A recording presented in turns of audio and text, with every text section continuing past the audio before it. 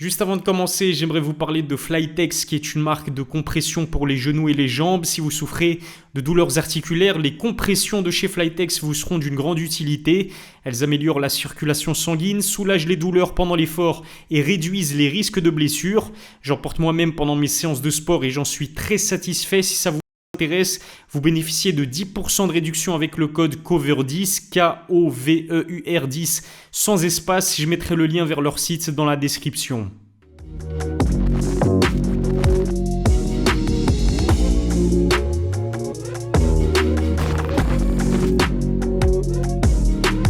Salut à toutes et à tous, c'est Ilyes, on se retrouve aujourd'hui pour une nouvelle vidéo, c'est quasiment officiel, Baysangour Shamsudinov a signé un contrat de plusieurs combats avec le PFL. C'est plutôt surprenant, je vais pas vous mentir, parce qu'on s'attendait plutôt à ce qu'il signe à l'UFC et qu'il fasse ses débuts à l'UFC Paris, mais Baki a décidé de jeter son dévolu sur la Professional Fighters League, une signature qui devrait être synonyme de rematch contre Cédric Doumbé. On va en parler avec Nabil, son préparateur physique. Comment tu vas, Nabil? Comment est-ce que tu te portes depuis le dernier combat de Baki contre Cédric Doumbé, justement?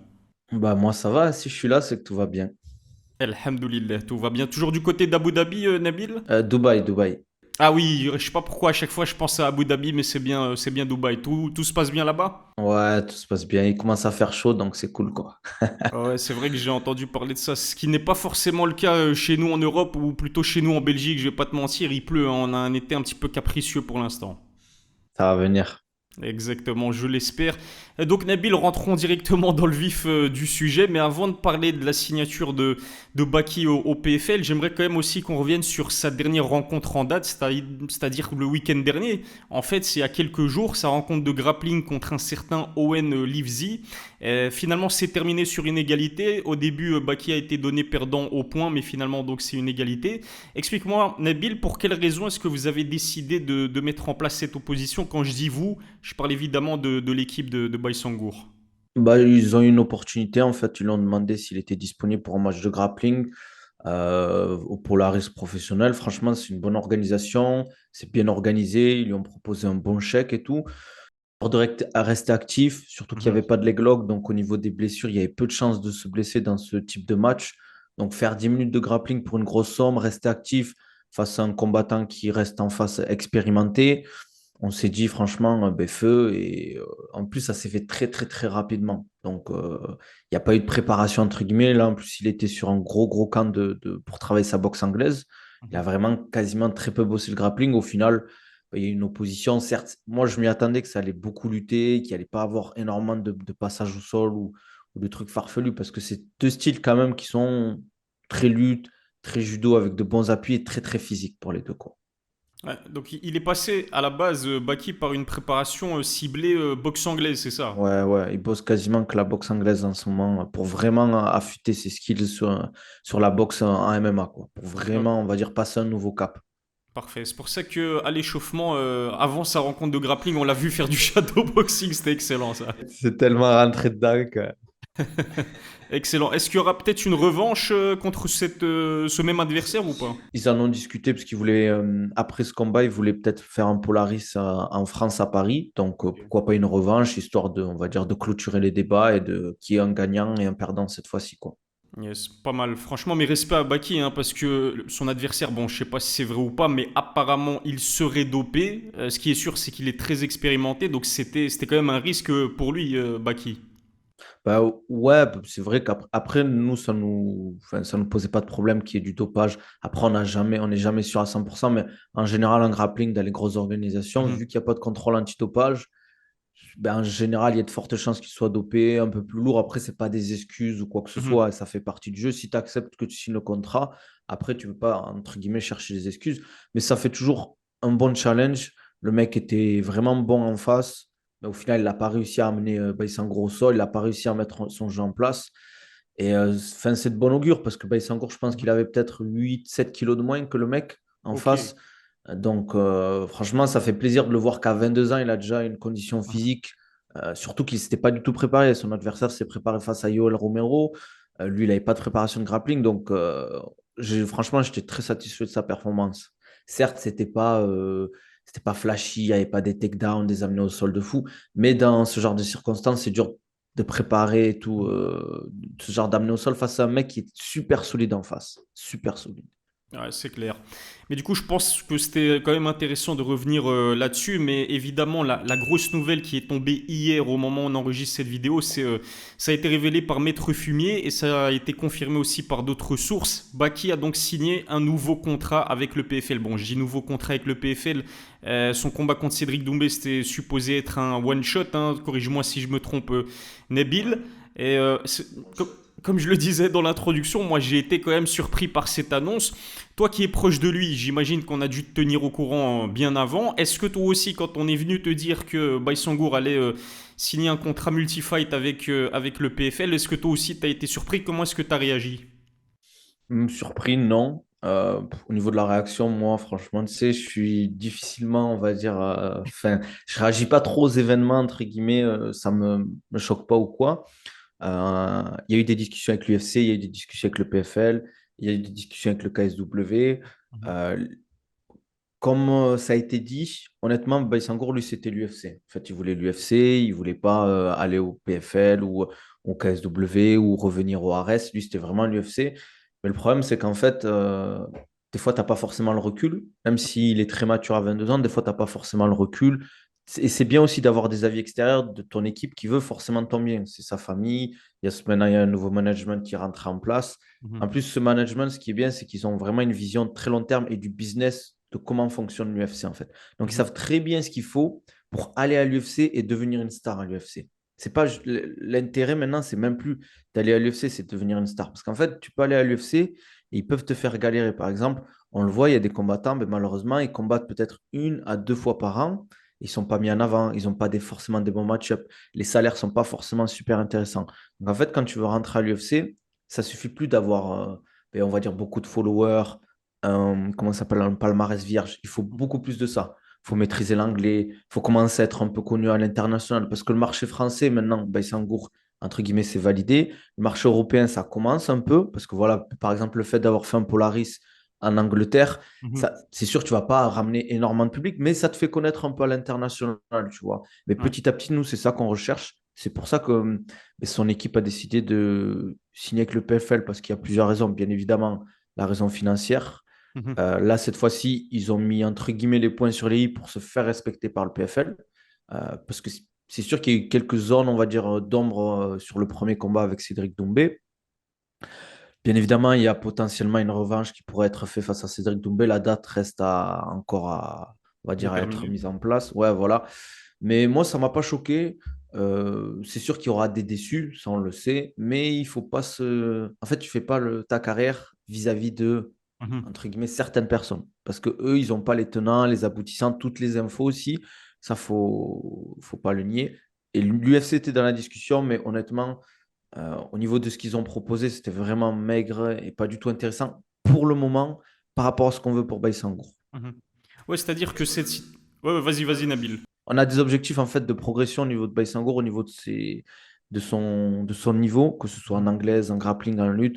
On veut vraiment qu'il passe un cap et que ce soit, ça devienne vraiment en fait quand il arrive à l'UFC, et Mhm. direct en fait, Dana White, les fans américains, ils se disent ah ouais, ce petit-là, en vrai, il va faire quelque chose. Comme on l'a vu pour certains combattants, si tu fais les choses bien quand tu arrives à l'UFC, tu peux vite monter et vite mettre en avant par l'UFC, quoi. Pour toi, c'était peut-être trop tôt. Et puis, ce qu'il faut dire aussi, c'est que cette signature au PFL, elle ne ferme pas la porte, comme tu l'as dit, à une potentielle signature à l'UFC, mais à 22 ans, parce qu'on a tendance à l'oublier, mais il est très jeune, Baïsangour. Pour toi, est-ce que il n'était pas encore assez mature dans son jeu pour signer à l'UFC ou pas du tout? Il aurait pu signer à l'UFC, mais je pense qu'on va arriver beaucoup plus mature parce qu'en fait, des fois, le problème de l'UFC, c'est que c'est eux, tu vois, avec le PFL, entre guillemets, tu peux discuter avec eux et choisir, entre guillemets, quand tu vas combattre. L'UFC, Mhm. ils te demandent, on va dire, à l'année quand tu es dispo et ils peuvent t'appeler 3 semaines, 4 semaines avant. Et si tu commences à refuser des combats, ben après, ils vont te blacklister pendant peut-être 8 mois, 9 mois, voire pire. Et au final, tu prends pas d'argent parce que tu n'as pas de salaire. Et derrière, tu combats pas, tu n'es pas actif. Et on va pas se mentir, les combattants, ce qui fait qu'ils prennent, on va dire, de l'ampleur, ben, c'est l'activité, les combats, etc. et monter dans les rankings. Avec le PFL, l'avantage, c'est qu'on va pouvoir, entre guillemets, s'arranger pour choisir les combats. Potentiellement, je crois qu'ils vont avoir 2 dates en France. Mhm. Donc, à l'année, donc déjà, tu peux combattre 2 fois en France. Tandis que pour le moment, l'UFC, c'est une date à l'UFC Paris. Et honnêtement, l'UFC Paris, ça va être bouché. Il y a de nouveaux combattants qui arrivent. Et je pense qu'il y aurait eu une place, peut-être potentiellement, et encore. Donc, c'était même pas sûr qu'ils combattent à l'UFC Paris. Il y a eu des discussions, mais c'était même pas sûr. Donc, franchement, le PFL, dans peut-être un an et demi, il peut signer toujours à l'UFC. J'ai eu pas mal de messages qu'on m'a envoyés. Oui, mais il va toucher tellement d'argent que la signature à l'UFC va être compliquée vis-à-vis du salaire que l'UFC va proposer. Et Mhm. Paysangour, il faut savoir que lui, en fait, être payé 12 plus 12, c'est pas un problème pour lui, parce que maintenant, il a des sponsors qui lui permettent, entre guillemets, de s'entraîner sans avoir le souci de est-ce que je peux payer le loyer, est-ce que je peux me payer mes courses, etc. Honnêtement, bien évidemment que le PFL, là, ils ont proposé un contrat vraiment juteux. Il va pouvoir, entre guillemets, mais faire son camp, par exemple, au Canada. On en reparlera si tu veux. Faire des camps aux États-Unis, pouvoir voyager, parce que ça coûte de l'argent. Il faut Ouais. partir. Tu pars au Canada, tu dois payer un hébergement. Il part pas tout seul, il part avec son équipe. Il faut des fois payer des sparring partners pour les camps d'entraînement. Les coachs, si tu vas aux États-Unis, si tu veux une session de pattes d'ours ou truc, tu vas pas juste dire je m'appelle Baïsangor Shamsudinov. Aux États-Unis, des mecs comme ça, ils en ont plein. Mhm. Il faut mettre les billets, quoi. Donc, il faut aussi derrière de l'argent et des fonds. Qu'en entraînement au Canada, j'imagine au Tristar de Georges Saint-Pierre. Exactement. Et peut-être avec aussi Beterbiev pour continuer à bosser l'anglaise. Donc, voilà. Oh là là, ça c'est du lourd. Oh là là, Arthur Beterbiev et Baïsangour Shamsudinov là pour peaufiner son anglais, c'est terrible ça. Ouais, ça va être cool, ça va être cool. C'est pas encore acté, mais il y a de fortes chances que ça se fasse, quoi. Ça, c'est du très très lourd. Bah écoute, merci pour l'information, Nabil, même si comme tu l'as dit, c'est pas encore acté. Mais ça sent bon, en tout cas, pour un camp de préparation de Baki au Canada. Qu'est-ce que j'allais dire? Oui, revenir sur le contrat en lui-même. Rasoul Shamsudinov, qui est donc le frère et aussi le manager de Baki, l'a annoncé, je pense, à la sueur, que son petit frère allait signer un contrat multi-fight de 5 combats. C'est bien ça, hein, 5 combats. Exactement. 5 combats. Je pense que ça va être que des super fights, hein. Il y aura en plus, je crois qu'ils veulent enlever le format tournoi et faire une sorte de réunification avec le Bellator, le PFL, Ok. histoire de vraiment avoir un peu un système à l'UFC, sauf qu'ils vont avoir un roster beaucoup plus intéressant et Mhm. beaucoup plus performant. Et, parce qu'on va pas se mentir, le roster du Bellator est beaucoup plus fort que le roster du PFL. Et ça va permettre d'avoir des combattants comme Jason Jackson, ou Malatov, Cédric Doumbé. Abdul et tout, ça commence à devenir, tu vois, vraiment une catégorie, les 77 kilos, qui va être redoutable. C'est pas au niveau de l'UFC, mais il y a quand même des gens qui commencent à devenir très, très bons, quoi. Ouais, il y a du Yaroslav Amosov, Douglas Lima, je sais pas s'il est toujours au Bellator ou pas, mais il y a des sacrés noms hein, dans la catégorie welter du Bellator. Et au PFL, bah, il y a des Français, comme tu l'as dit, Abdul Abdouragimov, Ibrahima Mané, ouais c'est ça, non franchement il y a du très très lourd. Je sais que tu en as parlé, mais je suis obligé de revenir là-dessus, Nabil, pour que les personnes qui nous regardent comprennent bien les enjeux de cette signature de contrat au PFL. Mais je me souviens qu'on avait fait une interview, toi et moi, juste après le combat contre Cédric Doumbé, et Baki et toi avaient dit que s'il y avait rematch contre Cédric Doumbé, même s'il n'est pas officiel, hein, on va pas se mentir, on est encore loin de l'officialisation du rematch, même si ça sent bon étant donné cette signature. Mais vous aviez dit que fallait que le PFL allonge les billets pour qu'il y ait une signature de contrat. Je pense que à l'époque, pour son premier combat contre Cédric Doumbé, il a touché plus ou moins 100 000 euros. Ne nous donne pas des chiffres exacts, évidemment, Nabil, mais est-ce qu'on est très loin des 100 000 euros par combat pour Baki? Sur 5 combats, je pourrais pas te dire exactement, mais franchement, c'est beaucoup, beaucoup plus intéressant. Honnêtement, pour un multi-fight en plus sur 5 combats, franchement, cette fois-ci, ils ont mis la main à la pâte. Et c'est aussi pour ça que franchement, c'est difficile d'accepter de telles sommes. Honnêtement, pour un mec qui a 22 ans, Mhm. franchement, là, il va mettre la famille à l'abri. Et comme je le dis, sur 5 combats, franchement, au bout d'un an et demi, s'il arrive, on va dire, à enchaîner les combats, qu'il n'y a pas de pépin ou qu'il n'y a pas de problème vis-à-vis de ça, franchement, il va être très, très bien financièrement. Et l'aspect financier pour signer à l'UFC, ce sera plus un problème parce que derrière, il aura mis de côté, il pourra réinvestir, etc. Donc, honnêtement, c'est très, très intéressant. Et le PFL, cette fois-ci, ils ont vraiment passé une barre au-dessus au niveau on va dire, du contrat, quoi.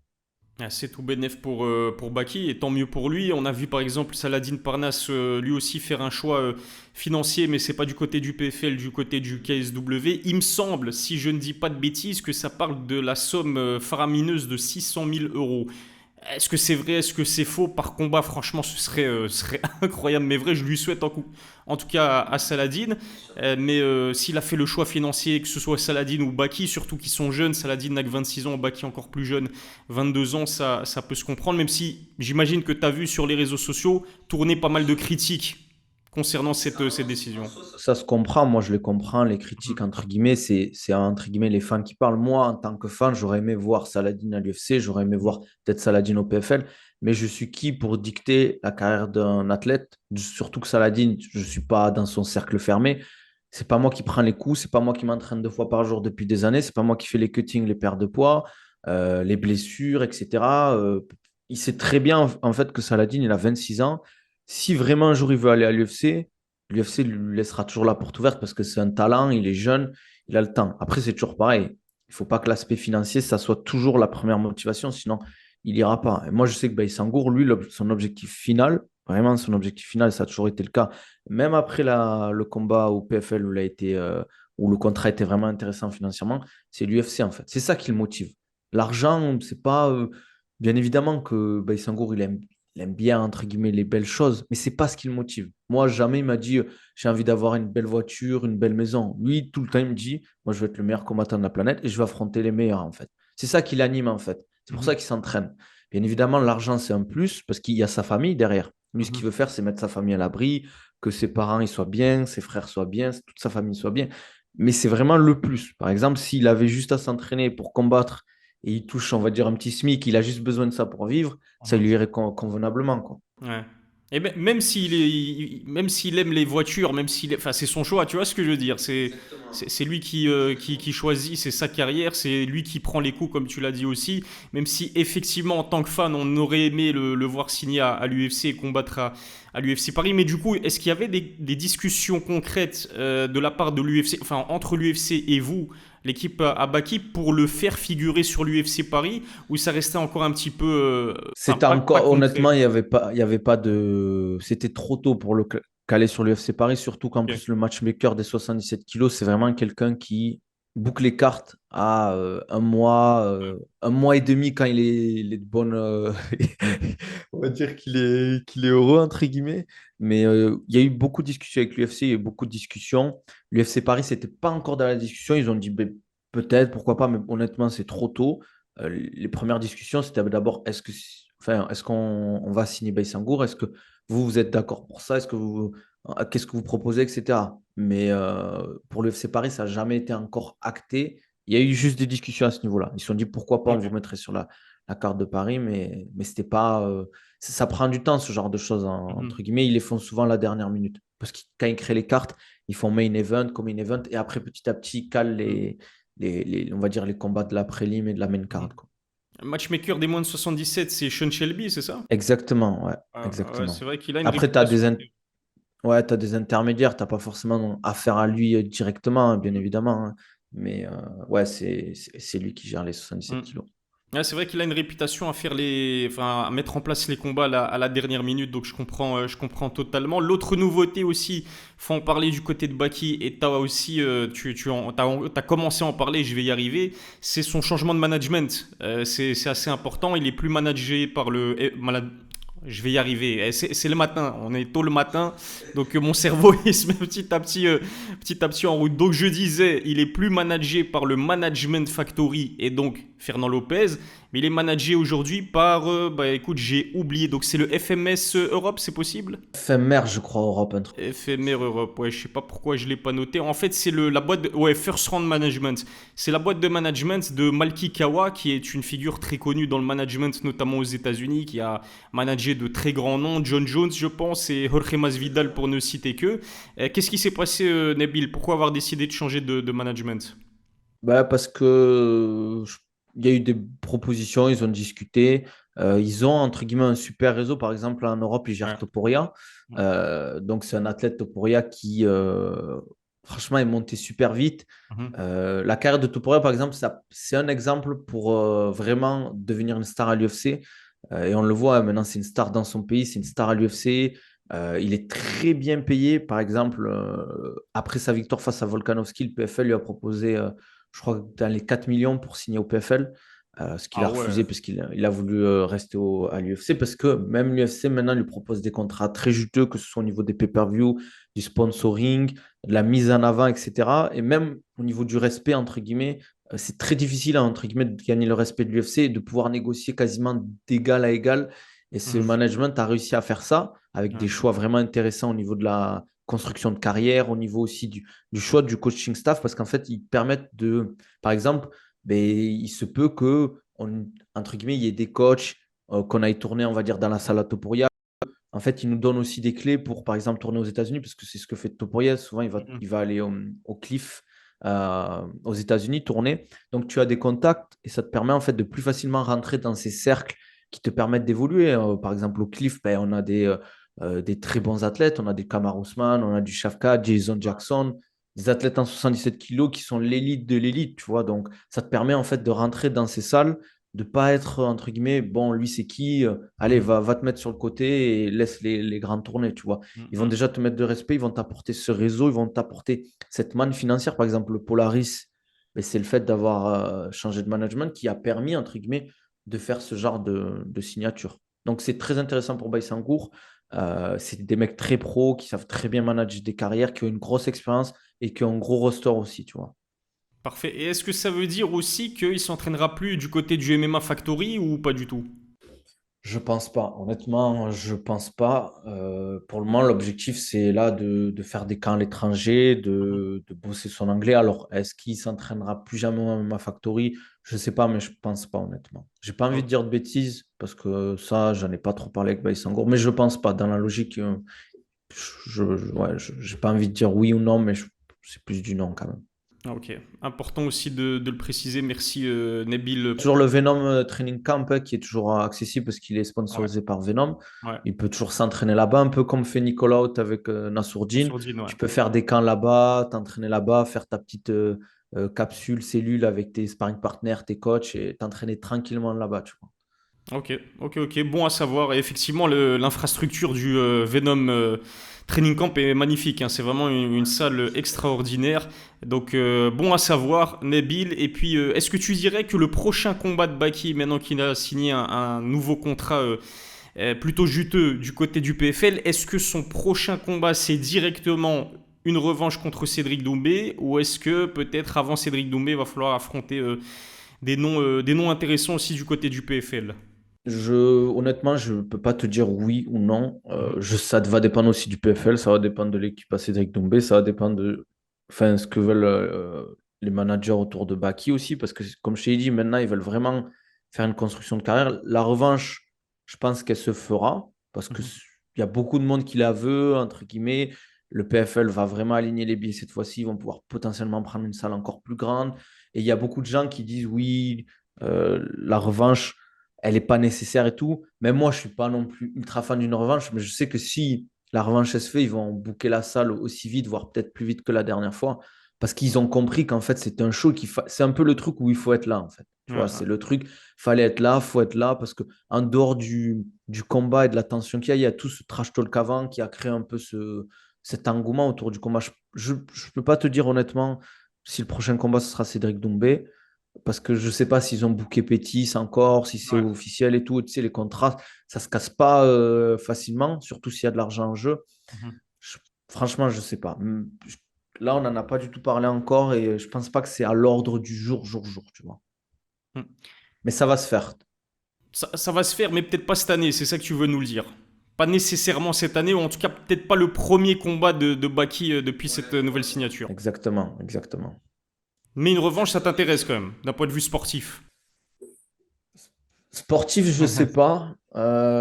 Financièrement, pourquoi pas. Après, l'avantage de faire une revanche, c'est que vraiment, cette fois-ci, il n'y aura pas d'épines. Ça n'arrivera pas deux fois, ce genre de choses. Donc, on saura qui va gagner. Tu vois, cette fois-ci, il n'y aura plus d'excuses, il n'y aura plus d'épines ou de pas épines. Et je pense qu'en plus, les deux vont progresser. Cédric Doumbé, on Mhm. l'a vu qu'il a fait un combat, faut le dire, hein, il a fait un très beau combat. Mhm. Son jeu au sol a été très intéressant. Sa façon de gérer le combat a été très intéressante. Et Baïsangour aussi, au niveau de son striking, ses déplacements, mais ça a été du. Voilà, quoi. On est satisfait de sa performance. Mais maintenant, si un prochain combat, on veut que ça aille avant la limite déjà. Ouais, c'est vrai. Mais tu te souviens que juste après le combat, moi je me souviens de gens qui disaient qu'ils étaient absolument pas intéressés par une revanche. Par contre, depuis cette annonce de signature de nouveaux contrats au PFL, là ça a explosé sur les réseaux sociaux. Toi qui es notamment présent sur Twitter, tu as dû voir passer pas mal de commentaires qui disaient très clairement que cette fois-ci ils étaient vraiment chauds, bouillants à l'idée de voir Baki et Cédric s'affronter à nouveau. Comme quoi l'opinion. C'est la question qu'on me pose à chaque fois. C'est Ouais. quand la revanche avec Cédric Doumbé, honnêtement. Je pense que moi, je me souviens le combat, il y a des gens de ma famille, des proches à moi qui ne suivent pas du tout le MMA, qui n'ont même pas vu un Khabib McGregor, Ouais. qui attendaient ce combat, qui me demandaient des nouvelles, etc. Franchement, ça a déchaîné les passions. Moi, je ne suis pas encore au hype pour une revanche. Après, si ça se fait, ça se fera, bien évidemment. Mais il y a des gens qui me disent ouais, qui préfèrent le voir à l'UFC, ce que je comprends totalement. Mais là, maintenant, il faut avancer, signature avec le PFL, on va faire des camps à l'étranger. Et moi, j'ai hâte de voir en fait sa progression parce qu'il va pouvoir être coaché par des Georges Saint-Pierre, des Firas du Tristar, Mhm. potentiellement des Beterbiev. Quand il va aller aux États-Unis, il va tourner avec le top du top, tu vois. Et j'ai envie de voir en fait sa progression. L'objectif, c'est cet été, fin de l'été, c'est qu'il revienne et qu'il ait déjà passé un petit cap et qu'on arrive peut-être pour 2025 sur vraiment une autre version de Baïsangour. Mais vraiment, à 22 ans, moi, je vois sa progression. Déjà en striking, c'est devenu vraiment du très, très haut niveau. Et Mhm. je, et je vois au fil des mois, au fil des semaines, une réelle progression dans ce truc-là. Vous allez avoir des finishes là. Là, il n'y aura plus de décisions et tout. Vraiment, on va passer sur un nouveau cap au niveau de son style de jeu, sa façon de voir, ça, au niveau même de son. Vous allez voir, les réseaux, ça va changer. Les connexions, ça va partir dans tous les sens, quoi. Ok, super intéressant. Donc il y aura énormément de changements, notamment au niveau de sa communication, ses réseaux sociaux, mais même au niveau de son état d'esprit dans une cage. Parce que c'est vrai que c'est l'une des rares choses qu'on peut reprocher à Baïsangour, c'est le fait de ne pas finaliser ses combats.